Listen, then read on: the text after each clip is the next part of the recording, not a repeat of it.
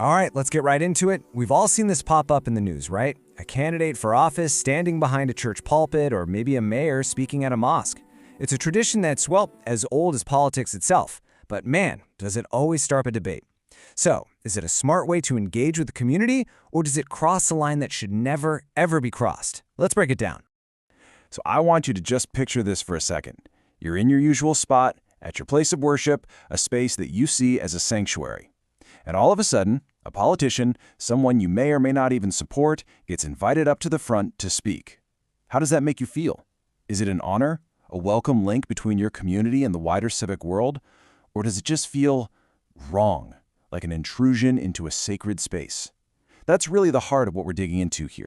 First up, let's look at the argument for letting this happen. The people who support this, they don't see it as some cynical political move. For them, it's about building a vital connection. They'd argue that you just can't neatly separate faith communities from the society they're a part of. So the thinking goes something like this. The visit itself is a bridge. It's about meeting people where they are, in a place they already know and trust. For a politician, this is way more than just a photo op. It's a genuine sign of respect for the huge role that faith plays in so many people's lives. It can also humanize them, right? It takes them out of the 30-second attack ads and makes them a real person. And it opens the door to have direct conversations about big moral questions, linking a community's spiritual values with the real-world actions that affect them.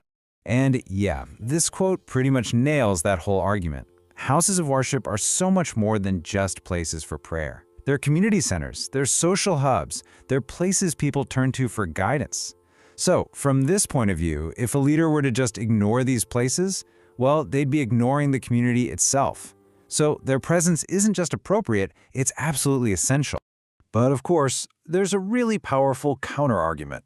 For a lot of people, the very idea of a politician at the pulpit feels like a complete misunderstanding of what a sacred space is even for. They argue it drags something worldly, something divisive, into a place that's meant for unity and peace. And the risks they point to, they're pretty serious. Think about it. A congregation is almost never going to agree on politics. So you bring in a candidate from one party, and you could instantly alienate members who support the other side. Talk about creating division. Then there's the huge legal risk, the possibility of losing your tax-exempt status, which we're going to get to in just a sec. It can feel like the sanctuary is being turned into a campaign rally, and it puts the clergy in this incredibly awkward spot of looking like they're endorsing someone, even if that wasn't the intention at all. And this is the big one. 501c3. That's the part of the U.S. tax code that makes nonprofits, including most churches, mosques, and synagogues, tax-exempt. But that special status comes with some very, very strict rules, especially when it comes to politics. So with all that on the table, what are the actual rules of engagement here? Because it's not a free-for-all. There are some bright red lines that legally cannot be crossed. And understanding these rules is crucial for everyone involved. The politician and the religious group that invited them. It's a really delicate dance between engaging with the community and committing illegal electioneering. Okay, so this is the absolute key. The IRS is crystal clear on this. A 501c3 organization cannot, under any circumstances, endorse or oppose a candidate for public office. And this doesn't just mean saying, hey, go vote for Jane Smith. It can be indirect, too. The ban is absolute. No wiggle room. This chart does a great job of laying out the tightrope they have to walk. A politician can totally be invited to speak about their personal faith or to talk about broad moral issues like justice or compassion. That's generally okay.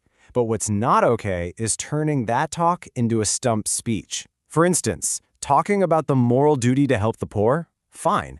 Touting your specific legislative bill on food aid and attacking your opponent for voting against it? Uh-oh, you've crossed the line. The second that campaign flyers get passed out or someone asks for donations, a serious legal line has been crossed. All right, so we've heard both arguments. We've looked at the law. So what's the big takeaway here? Where does all of this leave us? Well, the issue is way more nuanced than just a simple yes or no. And here it is. This is the one idea you should really walk away with. The problem isn't necessarily the person standing there. It's the role they're playing. Are they there as a fellow member of the community? A civic leader talking about shared values, the person who talks about the concept of justice? Or are they there as a candidate, using this trusted space to score political points? The one who talks about their specific plan for justice? The intent and the actual words they use mean everything. And that leaves us with this final really tricky question. It's a fine line, and honestly, it's often a blurry one. And deciding where that line is, for your community, for your sacred space, that's a tough judgment call that every single congregation and its leaders have to make for themselves. So, what do you think?